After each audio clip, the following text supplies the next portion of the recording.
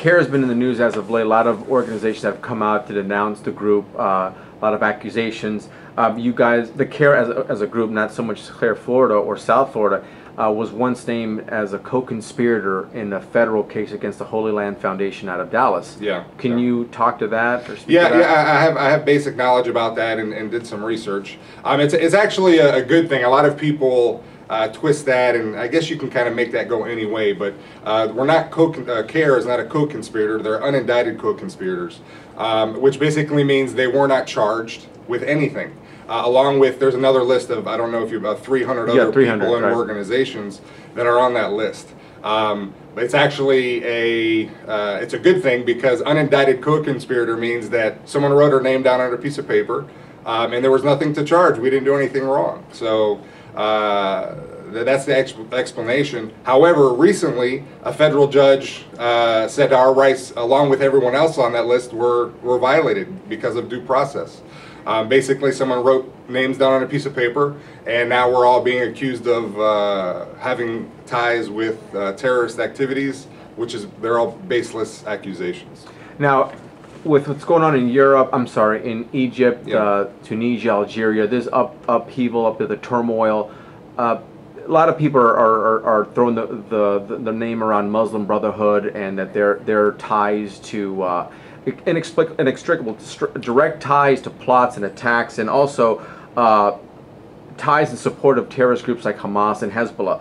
My question to you is, CAIR as an organization as a whole, does it have any part or tie to the Muslim Brotherhood? No, CAIR's job is, a lot of people don't know this, so it's good that you're asking so I can explain it to your viewers.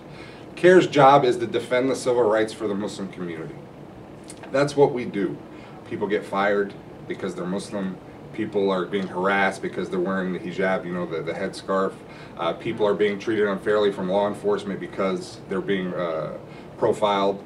That's CAIR's job. That's what we do. All the other stuff, all the other baseless accusations, no CAIR chapter has ever been charged with any crime at all, ever. No one that was working for CAIR while working for CAIR has ever been charged with a crime. Now, a lot of people put into the mix, well, you have ties with this person and this person, and I'll explain that. Just like you were invited here today and we're speaking, now you have ties with. That's the logic that they use to explain that. There's the logic that they're using is kind of two-faced. There's no criminal activity that CAIR has ever participated in or will ever participate in, as far as I'm concerned. I can only speak for myself down here. I do know I've met all of the other executive directors, and they're great people, and they have families, and they're doing the same thing I'm doing. They're standing up when people attack Muslims. That's what we do. Right. So basically, that's the answer. So basically, do you think, like, if the Muslim Brotherhood does have ties to terrorism, do you believe that the Muslim Brotherhood and organizations that have come out and said they are they're pretty much on the terror watch list here in the United States, Muslim Brotherhood or Hamas or Hezbollah, do you think they should be listed as terrorist organizations if they're not already done so? Okay, that's a good question. I believe government, any organization, any person that takes it upon themselves to take an innocent life, and an innocent life means someone standing on the side of the street not doing anything and they get killed. That person has lost their path. That person has lost the straight way. And it is against Islam to take an innocent life. In the Quran it says if you take one innocent life, it's as if you killed all of humanity. That's huge. There's a lot of people in humanity. So to answer that question directly, anybody that takes an innocent life, anybody, any organization, any government has lost their path, and we cannot be with them. We are not with them. As far as Islamically standing, we are not with them. So Hamas, it's a known terror organization. You guys repudiate their actions, denounce them as a terrorist group. Correct. Yeah, Hamas has made the decision. Now Hamas has been attacked, obviously, but Hamas has made the decision to take innocent lives. We cannot stand with them. Period. It's very clear. We do. I want to say something. I do support the Palestinian people, just like any reasonable person would, and I do support a two-state solution between Israel and Palestine. But I want to be clear on that, because the Palestinian people shouldn't be made to suffer because of the decisions of a few. So you're saying, so what you are saying is that you believe Israel has a right to exist as a state?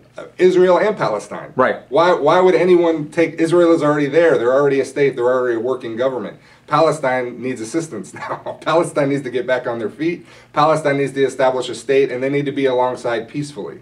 You know, it's real easy to pick a side and fight on, but it's hard to stand in the middle and demand peace. That's the hardest place to be, and I think that's where we need to be. Everyone collectively needs to be in the middle.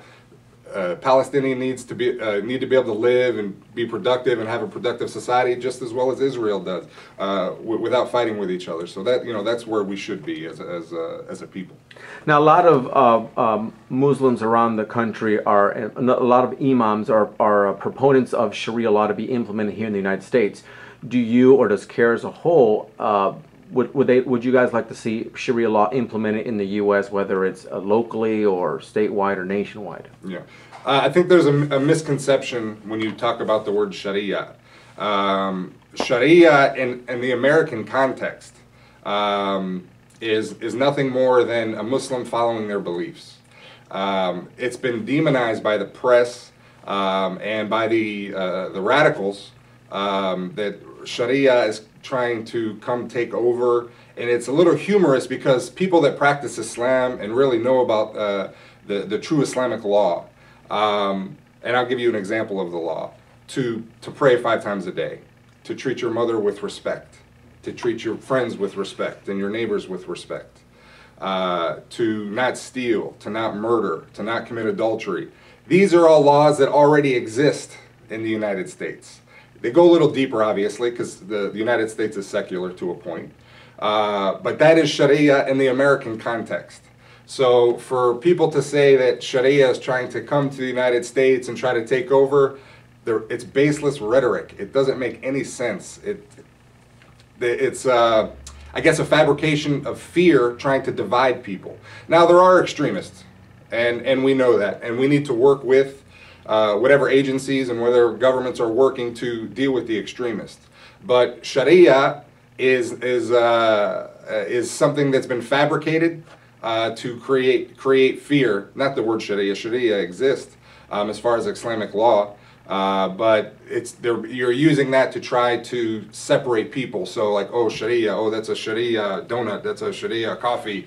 Oh my God, this is Sharia meat. You know, and that's really the effect it's having right now. So practicing Muslims are humored by that, but it's troubling because people that don't know about Islam and don't know about the Muslims and have a real good friend or relationship with them are taken by that, because when people start saying Sharia is going to take over, there's obviously, you know, all over the country there is I'm sorry, governments or states trying to pass anti-Sharia laws. But if you go ask any one of them what Sharia is, I don't know. So it's just fear. That's all it is, you know.